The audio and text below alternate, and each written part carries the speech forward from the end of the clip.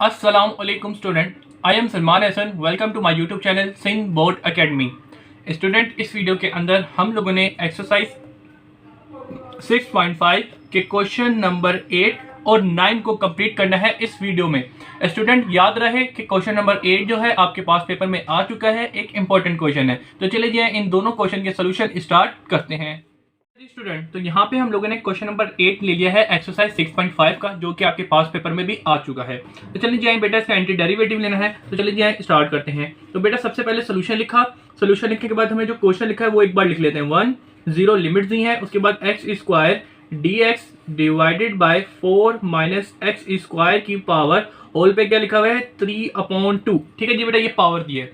बेटा इसका anti derivative लेना है यूजिंग ट्रिग्नोमेट्रिक सब्स्टिट्यूशन मेथड। ठीक है जी बेटा, तो उस मेथड को लगाने से पहले इस क्वेश्चन को थोड़ा सा सीधा कर दूं, ताकि आपको मैं यहाँ पे जो सिंप्लीफिकेशन होगी, जो कंडीशन लगाएंगे, वो समझाने में आसानी हो। तो बेटा पूरा क्वेश्चन ऐसी का ऐसी लिख दिया। बस यहाँ पे मैं क्या करूंगा, जो ये 4 लिखा है तो 4 को बेटा 2 की पावर 2 लिख दूं। 2 की पावर 2 निकालूंगा तो 4 आएगा। तो इसका मतलब मैं इसको इस तरीके से लिख सकता हूँ। फिर आगे एक्स स्क्वायर और होल पे क्या लिखा हुआ है 3/2। तो बेटा बाकी सारी चीजें ऐसी कैसी रही, सिर्फ 4 को मैंने 2 का स्क्वायर फॉर्म लिख दिया है। तो अब जरा देखिएगा बेटा यहाँ पे क्या होगा। तो बेटा ट्रिग्नोमेट्रिक सब्स्टिट्यूशन मेथड यूज कर रहे हैं। तो बेटा इसमें देखेंगे कि यहाँ पे ये जो इन तीनों में से कौन सी कंडीशन यहाँ पे लग रही है। तो जरा देखिए, ए स्क्वायर माइनस एक्स स्क्वायर, यानी कि जो आपका वेरिएबल है वो नेगेटिव होना चाहिए। तो वेरिएबल देखेंगे तीनों कंडीशन के अंदर कहाँ पे नेगेटिव है। फर्स्ट कंडीशन के अंदर आपका जो वेरिएबल है नेगेटिव है, तो इसका मतलब एक्स की जगह ए साइन थीटा पुट करेंगे। तो सबसे पहले हम रेफरेंस दे देंगे भाई, when a square minus x square, तो हम क्या लेट कर लेते हैं, x is equal to a sine theta. ठीक है जी बेटा, तो पहली कंडीशन लग रही है वो हमने यहाँ पे कंसीडर कर ली।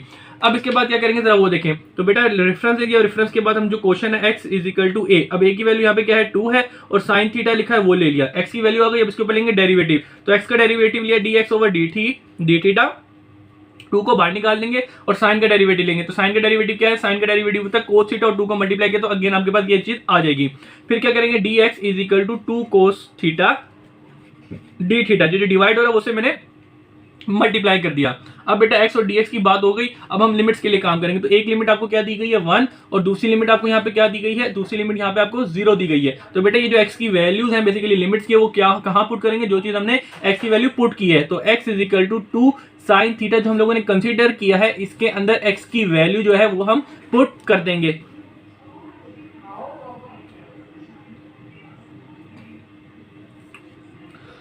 अच्छा जी बेटा, तो अब देखिए यहाँ पे x की वैल्यू क्या है। सबसे पहले इसको सोल्व करते हैं। तो x की वैल्यू यहाँ पे 1 है, 1 पुट करी 2 साइन थीटा, 2 मल्टीप्लाई हो जाके डिवाइड करेंगे तो 1/2 बन जाएगा और is equal to sine theta जी। अब इसको थोड़ा सीधा करके लिखते हैं, sine theta is equal to 1/2 बन जाएगा। अब हम आगे क्या करेंगे बेटा, थीटा को इधर ही रहने देंगे, साइन को उस साइड पे भेज देंगे, तो लिहाजा साइन इनवर्स 1/2 आएगा। ठीक है जी बेटा, तो अब जरा कैलकुलेटर में जाएं, कैलकुलेटर में शिफ्ट दबा के साइन लिखे, साइन इनवर्स आ जाएगा और 1/2 करें तो 1/2 साइन इनवर्स निकाले, क्या आ गया, थीटा आपके पास आ जाएगा। थीटा डिग्री आ जाएगा कितना, 30 डिग्री। लेकिन ये वाली बात आपको पता है कि भाई 30 किसके बराबर होता है, इसको डिवाइड करते हैं 180 तो ये कितना बन जाएगा, हाँ 1 और 6। तो पाई/6 जो है वो रेडियन के अंदर होता है, क्योंकि आपको एंगल जो होता है उसका जो यूनिट होता है एंटी डेरिवेटिव हम रेडियन में लेते हैं। तो लिहाजा 30 डिग्री को मैंने पाई/6 में कन्वर्ट कर दिया।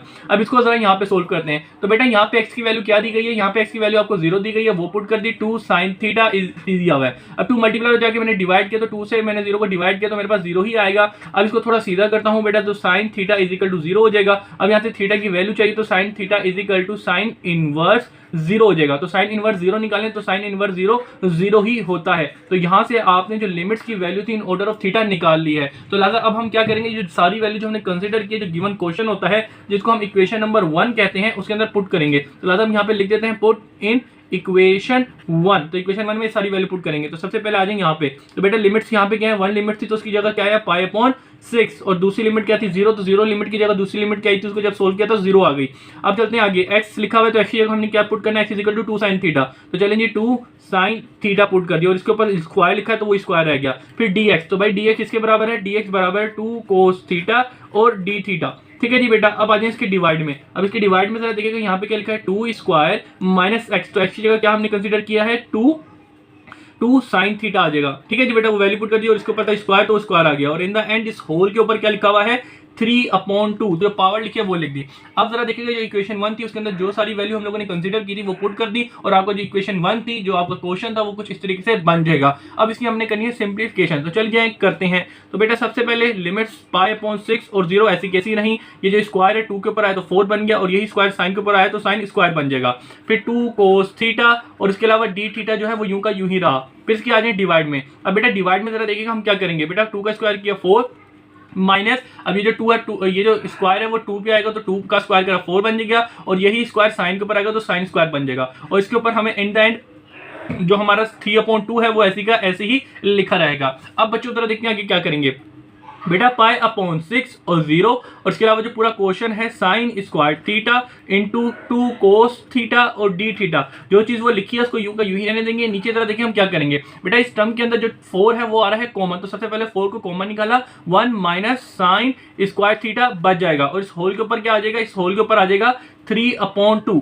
ठीक है जी बेटा, तो जरा देखिएगा सिंपल मैंने कुछ भी नहीं किया, 4 कॉमन निकाल लिया। अब यहाँ पे मैं क्या करूंगा वो जरा देखें। बेटा यहाँ पे मशहूर जमाना फार्मूला क्या था भाई, cos square theta is equal to 1 minus sine square theta. तो भाई 1 माइनस साइन स्क्वायर थीटा की जगह हम क्या पुट कर देंगे, cos पुट कर देंगे, और फिर इसको आगे अगेन सोल्व करेंगे। तो लिहाजा अभी तक मैं इसको यहाँ आगे जो मैं कंटिन्यू करूंगा नए पेज पे करूंगा, तो नया पेज लगाता हूँ, तो यहाँ पे 1 मिनट सब्र करें। तो अब हम लोग कंटिन्यू करेंगे इसको इस पेज पे। तो सबसे पहले जो हमें लिमिट दी गई है तो π/6 और 0 उसको कुछ चेंज नहीं करना, वो ऐसी कैसी रहा। उसके बाद देखिए यहाँ पे क्या लिखा है 4 sign square theta into 2 cos theta और d थीटा, वो तो ऐसी कैसी रहेगा, इस पर अभी तक कुछ खासी चीज नहीं करनी। अब नीचे तरह देखिएगा क्या होगा, बेटा 4 क्या लिखा था 1 माइनस साइन स्क्वायर, तो 1 माइनस साइन स्क्वायर किसके बराबर था, cos स्क्वायर के, तो भाई cos स्क्वायर की वैल्यू लिख दी, और इन द एंड इसके होल के ऊपर क्या लिखा हुआ है 3/2 लिखा हुआ है। ठीक है जी बेटा, तो 3/2 आ गया। अब बच्चों आगे जरा देखिएगा हम यहाँ पे क्या करेंगे, बेटा π/6 और 0 4 sign square theta into 2 cos square theta d theta. अब नीचे जरा देखिएगा क्या करेंगे, बेटा ये 3/2 जो है 4 के ऊपर भी आएगा, और ये 3/2 cos के ऊपर भी आएगा। तो बेटा जरा देखिए ये 3/2 जो है बेसिकली 2 इसके ऊपर आया, किसके ऊपर 4 के ऊपर आया, तो यहाँ पे मेरे पास 2 बच जाएगा। चलिए मैं आपको करके दिखाता हूँ। बेटा बेसिकली 4 की पावर में 2 की पावर 2 लिख सकता हूँ, जी बिल्कुल लिख सकता हूँ, और 3/2 जो है इसके ऊपर आएगा, तो ये पावर एक दूसरे से मल्टीप्लाई हो जाएंगी। ठीक है जी बेटा, ये जो 4 था इसको 2 की पावर 2 में कन्वर्ट कर दिया, और ये जो 3/2 था वो मैं इसके ऊपर ले आया। अब इसी तरीके से cos स्क्वायर के ऊपर क्या है 3/2, क्योंकि ये जो 3/2 है 4 पे भी है और cos स्क्वायर पे, तो दोनों पे अलग अलग करके ले आया। अब जरा देखिएगा आगे क्या करेंगे, π/6 0 4 sign square theta into cos theta, और फिर इसके बाद है d थीटा। अब जरा देखिएगा डिवाइड में आते हैं, तो बेटा ये जो 2 है और ये 2 कैंसिल आउट किया, और 2 की पावर 3 है, तो 2 की पावर 3 निकालें, 2 की पावर 3 निकालेंगे तो ये 8 आ जाएगा। ठीक है जी बेटा, अब इसी तरीके से ये 2 और ये 2 कैंसिल आउट करेंगे, और ये cos क्यूब बन जाएगा। ठीक है जी बेटा, 2 से 2 कैंसिल आउट हुआ तो 3 रह गया, तो cos 3 हो जाएगा। सिंपल, कुछ भी नहीं किया, जो चीजें थी वो उम्मीद करता हूँ ये जो पावर थी किस तरीके से सोल्व किया आपको अच्छी तरीके से समझ आ गई होगी। अब चलते हैं आगे। अब यहाँ पे हम क्या करेंगे बेटा, π/6 0 4 sign square theta into cos। अच्छा जी, इसको जरा देखें, आप काटेंगे यहाँ पे कैंसिलेशन करेंगे, कैसे कैंसिलेशन करेंगे वो जरा देखें। बेटा ये वाला cos और ये cos कैंसिल आउट कर रहे हैं एक दूसरे को। ठीक है जी बेटा, तो सबसे पहले वो काटूंगा मैं, तो वो काट दिया, तो नीचे मेरे पास बेटा एक दो ऊपर 1 था और नीचे 3 थे, तो 3 में से 1 कट गया, तो ऊपर नीचे जो है मेरे पास 1 बच जाएगा। फिर उसके बाद जरा देखिएगा क्या बचा, यहाँ पे मेरे पास 8 भी था, तो 8 को जरा देखिए मैं कैसे काटूंगा, 4 से काटा। ठीक है जी बेटा, और नीचे 2 बच जाएगा, फिर ये 2 और ये वाला 2 कैंसिल आउट कर दिया, तो लिहाजा ये जो मैंने 2 लिख दिया था ये सारा जो है इससे कैंसिल आउट हो जाएगा। तो लिहाजा इसको सारी चीजें जो काटा कटी करके जो भी चीजें मेरे पास बची हैं वो ये बच जाएंगी। तो लिहाजा ये भी 4 कट गया था, इसको भी अब मैं काट देता हूँ। तो अब मेरे बच्चों यहाँ पे जरा देखो, इसको थोड़ा सीधा करके लिखता हूँ, तो जरा देखिएगा यहाँ पे एक चीज बनेगी, वो क्या बनेगी जरा देखें, sign square theta upon cos square theta, और डी थीटा जो ऑपरेटर लिखा वो लिखा रहा। अब यहाँ पे देखिए मशहूर जमाना एक फार्मूला के साइन अपॉन कोस किसके बराबर होता है, साइन अपॉन कोस बराबर होता है टेंजेंट के। तो लिहाजा साइन अपॉन कोस हमने यहाँ पे टेंजेंट लिख दिया, लेकिन ये क्या है स्क्वायर्स है, तो लिहाजा टेंजेंट स्क्वायर बन जाएगा। तो साइन अपॉन कोस जो होता है वो टेंजेंट होता है, तो सिंपल हमने यहाँ पे कर दिया। अब मेरे बच्चों जरा देखिए यहाँ पे हम क्या करेंगे, अब एंटी डेरिवेटिव लेना है टेंजेंट का, लेकिन ये वाली बात हम लोगों को पता है कि हम लोग टेंजेंट का डेरिवेटिव ले सकते हैं, लेकिन टेंजेंट स्क्वायर का एंटी डेरिवेटिव नहीं ले सकते। तो भाई टेंजेंट का एंटी डेरिवेटिव लेने के लिए अब हम इसको थोड़ा सिंप्लीफाई करेंगे, तो उसके लिए जरा देखिए हम यहाँ पे क्या करेंगे, भाई टेंजेंट स्क्वायर थीटा बराबर होता है सेक स्क्वायर थीटा माइनस 1 के। तो लिहाजा यहाँ पे भी मैं क्या करूंगा, ये जो टेंजेंट स्क्वायर थीटा उसकी जगह ये वैल्यू पुट कर दूंगा। तो चलिए ये करते हैं, तो पाई अपॉन 6 और 0 सेक स्क्वायर थीटा माइनस 1 और डी थीटा। अब जरा देखिए जो साइन ऑफ इंटीग्रेशन है इन दोनों टर्म के पास अलग अलग करके मैं ले आता हूं। तो पाई अपॉन 6 और 0 सेक स्क्वायर थीटा ठीक है जी बेटा, डी थीटा, उसके बाद सेक ऑफ जो हमारे पास साइन ऑफ इंटीग्रेशन है वो किसके पास आ जाएगा, 1 के पास आ जाएगा। अब जरा देखिए भाई सेक स्क्वायर का तो एंटी डेरिवेटिव हमें पता है, ठीक है जी बेटा, सेक स्क्वायर का एंटी डेरिवेटिव क्या होता है, टेंजेंट होता है, बच्चे बच्चे को पता है, तो लादा इसका एंटी डेरिवेटिव भी आ जाएगा और 1 का भी एंटी डेरिवेटिव इजीली आ जाएगा। चलिए जी ले लेते हैं, तो भाई सेक का एंटी डेरिवेटिव क्या था, टेंजेंट होता है, सेक स्क्वायर का एंटी डेरिवेटिव होता है टेंजेंट, तो मैंने टेंजेंट ले दिया। उसके बाद जो लिमिट्स हैं वो कुछ इस तरीके से लिख दी जाएंगी। फिर चलते हैं आगे, अब लेना है एंटी डेरिवेटिव 1 का, तो 1 का एंटी डेरिवेटिव क्या बन गया, थीटा, क्योंकि ऑपरेटर थीटा की फॉर्म में है, और लिमिट जो है π/6 और 0 इस तरीके से लिख दी जाएंगी। तो सिंपल, अब हम लोगों ने इनका क्या कहते हैं एंटी डेरिवेटिव ले लिया है। अब हमने क्या करनी है, अब लिमिट्स पुट करनी है। तो लिमिट पुट करने के लिए नया पेज लगाता हूं, उसको वहां पे कंटिन्यू करूंगा, तो 1 मिनट 2 मिनट 3 मिनट रुक जाए। तो अब हम आगे इसको कंटिन्यू करने जा रहे हैं और लिमिट्स पुट करेंगे। तो सबसे पहले आ जाइए, सबसे पहले टेंजेंट की लिमिट पुट करते हैं। तो टेंजेंट की थीटा की जगह क्या आ जाएगा, π/6, ठीक है जी। उसके बाद माइनस दूसरी लिमिट पुट करेंगे, तो टेंजेंट थीटा की जगह अब 0 आ जाएगा।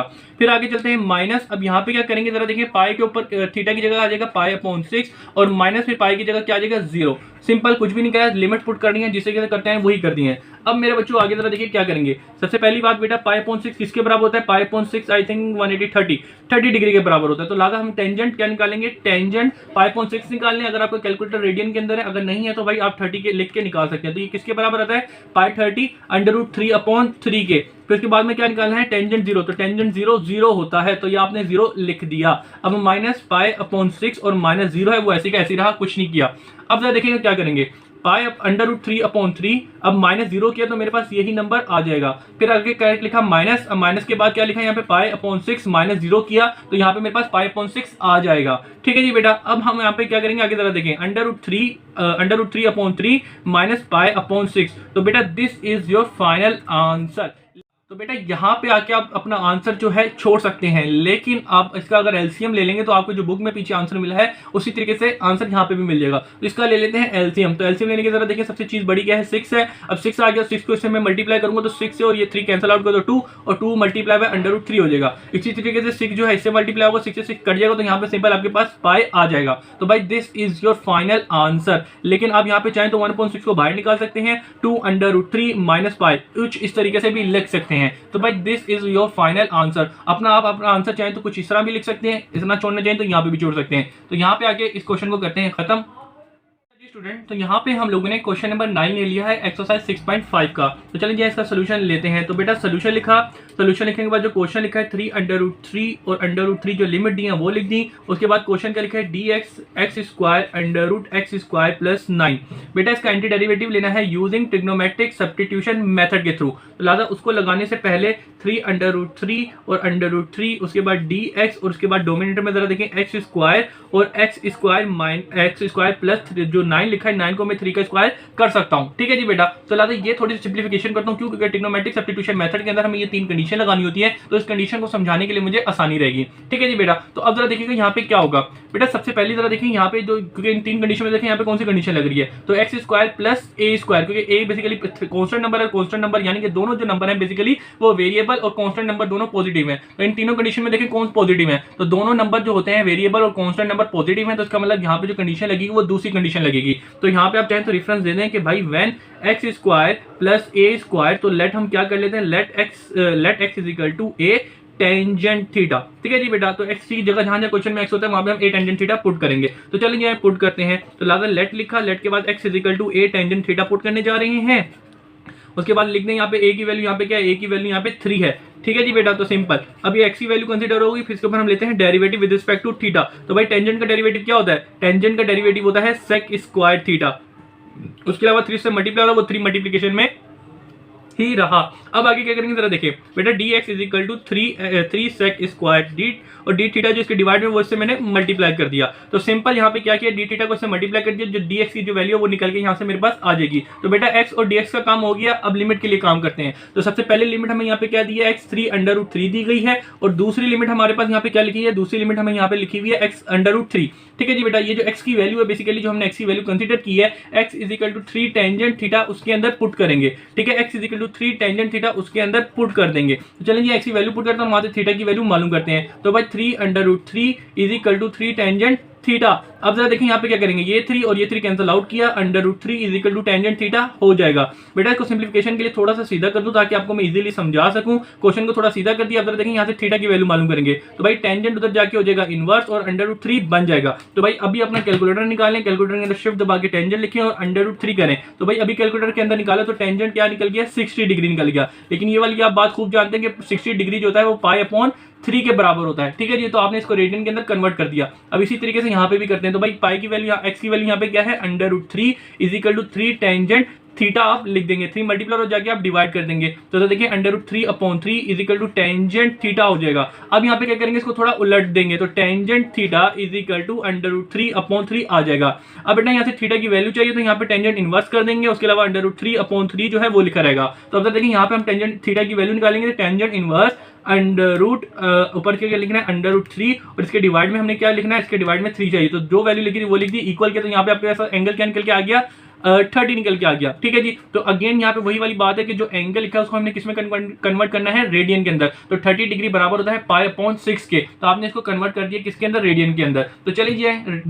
आपकी जो रेडियन, आपकी जो लिमिट्स है वो भी कन्वर्ट हो गई है और एक्स जो पूरा क्वेश्चन था वो थीटा की फॉर्म में कन्वर्ट हो चुका है। अब जो हमारा जो मेन क्वेश्चन था जिसको हम इक्वेशन नंबर 1 कहते हैं उसके अंदर ये वैल्यू पुट करेंगे। तो लाते यहाँ पे लिख देते हैं पुट इन इक्वेशन 1। तो भाई इक्वेशन क्या लिखी हुई है यहाँ पे, इक्वेशन यहाँ पे लिखी हुई है आपके पास, मतलब क्वेश्चन क्या दिया हुआ है, √3 तो भाई 3 किसके बराबर आएगा, π/3 के। तो इसके बाद में क्या है √3, तो √3 की जगह यहाँ पे क्या लिखेंगे π/6। ठीक है जी बेटा, अब इसके आगे कहते हैं dx की वैल्यू। तो dx के बराबर है, dx बराबर है 3 सेक स्क्वायर थीटा और डी थीटा।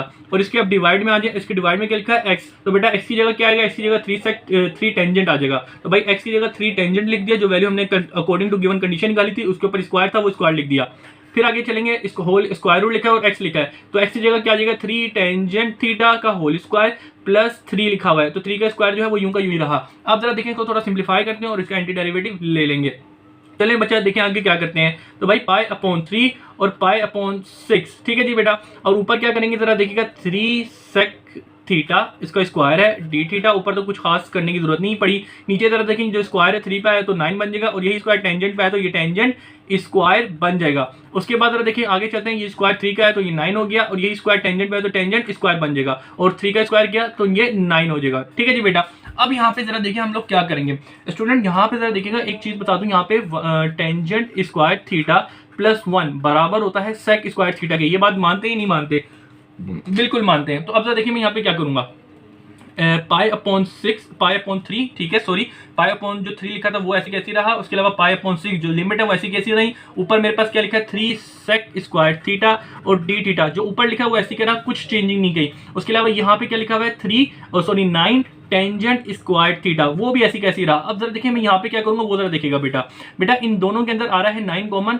9 मैंने कॉमन निकाला तो यहाँ पे मेरे पास टेंजेंट स्क्वायर प्लस 1 बच जाएगा। तो भाई टेंजेंट स्क्वायर प्लस 1 किसके बराबर होता है, सेक स्क्वायर के बराबर होता है। तो लगा इस स्टेप को मैं दो मतलब एक और स्टेप करता तो इस चीज को मैं एक स्टेप में कर रहा हूँ, क्या कि भाई इसमें से 9 कॉमन लिया तो टेंजेंट स्क्वायर प्लस 1 बचेगा। तो भाई टेंजेंट स्क्वायर प्लस 1 किसके बराबर होता है, सेक स्क्वायर के बराबर होता है। तो लगा वो वैल्यू मैंने यहाँ पे लिख दी है। अब हम आगे क्या करेंगे वो जरा देखें। अब लिमिट π/3 और π/6 वो ऐसी कैसी रहा। अब जरा देखिए 3 sec square theta d theta और डिवाइड में जरा देखिएगा इसके क्या है 9 टेंजेंट स्क्वायर थीटा। अब ये जो स्क्वायर रूट है 3 पे आया तो स्क्वायर रूट ऑफ 3 लिया, स्क्वायर रूट ऑफ 9 लिया तो 3 निकल के आएगा और यही स्क्वायर रूट सेक स्क्वायर के ऊपर आएगा तो उसका स्क्वायर से स्क्वायर रूट कैंसिल आउट होकर आपके पास यहाँ पे सेक थीटा आ जाएगा। अब मेरे बच्चों आगे मेरे पास जगह हो गई खत्म, तो इसको सिंप्लीफाई करने के लिए एक नया पेज लगाता हूँ, तो इसको 1 मिनट रुक जाए तो वहां पे कंटिन्यू करूंगा।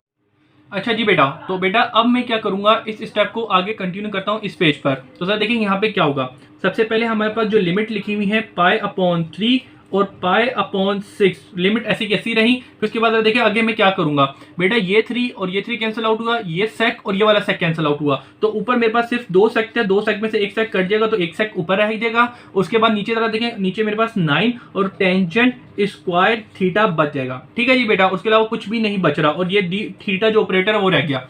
अब बच्चों यहाँ पे हम क्या करेंगे जरा देखिएगा स्टूडेंट, हम इसको थोड़ा सा सीधा कर लेते हैं कि भाई 1/9 को बाहर निकाल दिया, उसके अलावा पाई/3 और पाई/6 रह जाएगा।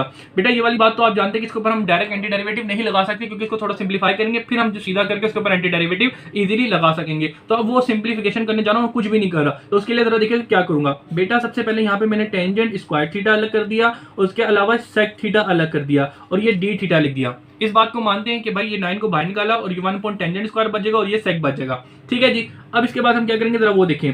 बेटा पाई/3 पाई/6 लिमिट ऐसी की ऐसी रही, 1/sin स्क्वायर थीटा और अपॉन कोस थीटा, यानी कि टेंजेंट को sine upon cos square theta में, क्योंकि साइन स्क्वायर है तो भाई साइन अपॉन कोस की फॉर्म में खोल दिया।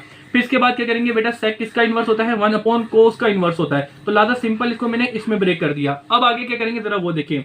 बेटा 1/9 पाई/3 और पाई/6। अब जरा देखिए ये जो क्वेश्चन है इसको उलट के सीधा कर दूं तो भाई कोस ऊपर आ जाएगा और जो साइन है वो इसके नीचे डिवाइड में रहेगा, तो इसको सिंपल मैंने सीधा किया है। उसके अलावा यहाँ पे 1/कोस थीटा जो था वो यूं का यूं ही रहा और ऑपरेटर डी थीटा। अब यहाँ पे मैं क्या करूंगा, ये वाला कोस और ये कोस एक दूसरे कैंसिल आउट हुआ, तो 1/9 पाई/3 और पाई/6 जो है वो यूं का यूं ही रहा। तो ऊपर हमारे पास एक, क्योंकि कोस स्क्वायर था तो कोस से एक कोस कट गया तो कोस बच जाएगा और डोमिनेटर में क्या रह जाएगा, साइन स्क्वायर थीटा। ठीक है जी बेटा। अब जरा देखिए मैं आगे क्या करूंगा। अब इसको जरा देखिए मजीद सिंप्लीफिकेशन करनी है, अभी भी हम एंटी डेरिवेटिव नहीं ले सकते, तो उसके लिए जरा देखिए इसको आगे करता हूं पाई/3 और पाई/6। अब इसके लिए यहाँ पे जरा देखिएगा कोस थीटा, ठीक है जी बेटा, और इसके डिवाइड में क्या लिखा हुआ है, साइन थीटा, और इसके डिवाइड में मैंने साइन थीटा को लिख दिया। ये क्या किया मैंने जरा देखें। बेटा साइन स्क्वायर था ना, तो इसको एक दो बार मैंने यहाँ पे लिख दिया, तो लिहाजा एक बार कोस के नीचे लिखा रहा, उसको अलग करके लिख दिया। ये मैंने क्यों किया अभी कभी आपको समझा दूंगा। तो सिंपल जो साइन स्क्वायर था उसको मैंने साइन और साइन में ब्रेक कर दिया है। अब जरा देखिए आगे क्या। अच्छा जी स्टूडेंट, तो अब इसको देखिए मैं आगे कैसे करता हूं कि भाई यहाँ पे मैंने सबसे पहले 1/9 लिखा, 9 के बाद यहाँ पे आगे क्या लिखा है पाई/3 और पाई/6, जो लिमिट लिखी है वो यूं की यूं ही रही। अब बेटा कोस अपॉन साइन किसका, कोस अपॉन साइन को मैं कोट लिख सकता हूँ जी, बिल्कुल लिख सकता हूँ। और उसके अलावा ये क्या लिखा है 1/sin, तो 1/sin बेसिकली कोसेक होता है, तो लिहाजा 1/sin को कोसेक में कन्वर्ट कर दिया और कोस अपॉन साइन है उसको इसमें कन्वर्ट कर दिया। अब मेरे बच्चों यहाँ पे जरा देखिए मैं क्या करूंगा।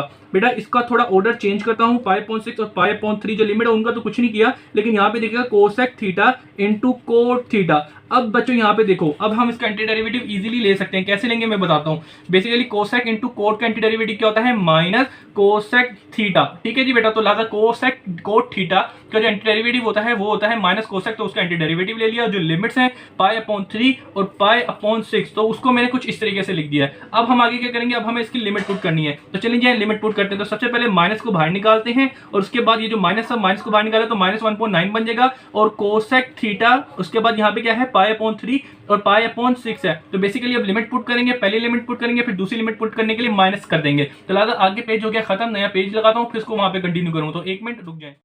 तो अब जरा देखिए हम आगे इसको लिमिट पुट करने जा रहे हैं, तो लिमिट पुट करते हैं। लिमिट पुट करना इंतहाई आसान है। सबसे पहले क्या लिखा है कोसेक, ठीक है जी, थीटा की जगह क्या लिखेंगे पाई/3, फिर माइनस लिखा, माइनस लिखने के बाद दूसरी लिमिट पुट करेंगे उसी के अंदर कोसेक थीटा, तो थीटा की जगह अब क्या आ जाएगा पाई/6 आ जाएगा। ठीक है जी बेटा, तो अब इसकी लिमिट लेंगे, लेकिन जरा देखिए पाई/3 किसके बराबर होता है, पाई/3 0, पाई/3 60 होता है, पाई/6 30 डिग्री होता है। तो लगता है ये मैंने डिग्री के अंदर कन्वर्ट कर दिया। अगर किसी बच्चों को मसला हो तो वो जरा देख सके, क्योंकि अक्सर बच्चों के जो कैलकुलेटर होते हैं वो कितने होते हैं, डिग्री में होते हैं, वो वैल्यू रेडियन में पुट कर देते हैं, तो उसके लिए मसला होता है। तो इसलिए मैंने उनको यहाँ पे जो कन्वर्जन वो करके दिखा दिया। अगर आपको ये चीज डायरेक्ट समझ आती हो तो आप ये चीज डायरेक्ट कर सकते हैं। अच्छा जी बेटा, तो फिलहाल यहाँ पे तरह देखिए हम क्या करेंगे बच्चों। अब यहाँ पे जो मसला आएगा वो जरा देखिए मैं बताता हूँ क्या आएगा। बेटा पाई -9 1/9 लिखा है वो लिखा रहने देंगे। कोसेक पाई/3 निकालना है, तो पाई/3 क्या होता है 60, यानी कि कोसेक 60 निकालना है। लेकिन असल मसला आएगा यहाँ पे साइन कोस और टेंजेंट है, आपके कैलकुलेटर में आपको कोसेक नहीं दिया जाता। तो इसके लिए अब आप क्या करेंगे, यहाँ पे अब मैं वो बताता हूँ। बेसिकली यहाँ पे इसका जो सिंप्लीफिकेशन, यानी कि जो कोसेक की वैल्यू मालूम करने के लिए आपको क्या करना पड़ेगा, उसके लिए मैं यहाँ पे आपको रफ वर्क करके दिखा रहा हूँ। तो जरा देखिए आपने रफ में करना है। अगर ये चीज आपको डायरेक्ट समझ आती है तो आपने डायरेक्ट कर देनी है। कैसे करना है जरा देखें। बेटा कोसेक, ठीक है जी, कोसेक थीटा किसके बराबर होता है 1/sin थीटा के। ठीक है जी, तो लिहाजा 1/sin थीटा, थीटा की वैल्यू यहाँ पे पाई/6 है, पाई/3 है, तो पाई/3 60 के बराबर होता है। तो लिहाजा हम क्या करेंगे, जो सेक थीटा होता है 1/sin की वैल्यू निकालें जरा, तो sin 60 निकालें जरा। sin 60 क्या हो गया 1 अपॉन अंडर रूट, मतलब कि अंडर रूट 3 अपॉन 2 आ जाएगा। तो ये आपने अपॉन में वैल्यू क्यों लिखी, क्योंकि सेक जो होता है वो 1 अपॉन साइन के होता है। तो इसको थोड़ा सीधा करके लिखता हूं, तो 2 ऊपर आ जाएगा और डोमिनेटर में इसके 3 आ जाएगा। तो लिहाजा साइन पाई अपॉन 3 की जो वैल्यू थी वो आपने इधर पुट करते हुए इस तरीके से निकाल ली, इन्वर्स करते हुए। क्यों? क्योंकि आपको पता है साइन, कोस और टेंजेंट की वैल्यू निकाल सकते हैं, हम कोसेक की वैल्यू नहीं निकाल सकते। उसकी वजह से मैंने ये इस चीज को यूज करते हुए इसकी वैल्यू मालूम की है। तो लिहाजा 2 अंडर रूट 3 आ गया। अब आगे क्या करेंगे जरा देखें, अगेन यहाँ पे वही मसला आएगा कि भाई कोसेक थीटा की वैल्यू हम नहीं निकाल सकते कैलकुलेटर के अंदर। तो लिहाजा हमें ये वाली बात पता है कि कोसेक किसका इन्वर्स होता है, साइन का इन्वर्स होता है। तो लिहाजा आपको यहाँ पे क्या चाहिए भाई, साइन क्या चाहिए, पाई अपॉन 6 चाहिए। तो पाई अपॉन 6 इसका होता है 30 का। तो लिहाजा कैलकुलेटर में जाएं, साइन 30 निकालें, साइन 30 क्या होता है 1/2 होता है। तो लिहाजा भाई 1 के इसके आप वैल्यू पुट करें 1/2 आ जाएगा। तो अब इसको थोड़ा सीधा कर दें, तो भाई 2 ऊपर आ जाएगा, 1 इसके आ जाएगा। तो 1 2 से डिवाइड किया तो यहाँ पे आपके पास क्या आ जाएगा, जब 2 को 1 से डिवाइड करेंगे तो 2 ही आ जाएगा। तो भाई कोसेक पाई अपॉन 6 जो था आपने इसको इस मेथड से निकाला, तो क्या आंसर आया आपका 2 आया, जो बेसिकली इसी मेथड से निकालना होगा और किसी तरीके से हम नहीं निकाल सकते। अब बच्चों यहाँ पे क्या करेंगे, अब इसका बस एलसीएम लेना और आपका जो फाइनल आंसर वो आपके सामने होगा। तो -1/9। अब इधर देखिए यहाँ पे क्या होगा, 2 डिवाइडेड बाय अंडर रूट 3। फिर आगे क्या लिखा हुआ है जरा देखिए, -2, इसका हमने एलसीएम ले लिया 2 मिनट के अंदर, -6, ठीक है जी, +2 अंडर रूट 3, ठीक है जी, और इसके डिवाइड में क्या है 3 लिखा है। अब आप हम आंसर यूं चाहे तो छोड़ सकते हैं, लेकिन जरा देखिए यहाँ पे 3 3 जब मल्टीप्लाई करेंगे तो भाई 3 9 से क्या होता है 27। तो भाई अपॉन में इसके 27 आ जाएगा। और उसके अलावा तो देखिए -6 + 2 अंडर रूट 3 है। अब अगर हम लेना चाहें तो इसके अंदर से 2 भी कॉमन ले सकते हैं। तो जरा 2 भी कॉमन निकाल लेते हैं। आप अगेन यहाँ पे अपना आंसर छोड़ना चाहिए तो छोड़ सकते हैं, लेकिन इसके अंदर और जरा देखें क्या सिम्प्लिफिकेशन हो सकती है कि भाई 2 जब मैंने कॉमन लिया, अच्छा -2 कॉमन लेता हूं, तो -2 कॉमन लूंगा तो ये माइनस माइनस प्लस हो जाएगा, ठीक है जी। तो 2/27 बन जाएगा, और 2 जब मैंने कॉमन लिया तो ये 3 हो जाएगा। अच्छा ये माइनस कॉमन लिया ना, तो ये माइनस का था तो प्लस का हो गया, और ये जो प्लस है माइनस का हो जाएगा, और ये जो 2 है वो बाहर चले जाएगा। तो यहाँ पे अंडर रूट 3 सिंपल आपके पास बच जाएगा। तो आपका जो फाइनल आंसर होगा इस क्वेश्चन का ये आपके सामने है। तो this is your final answer.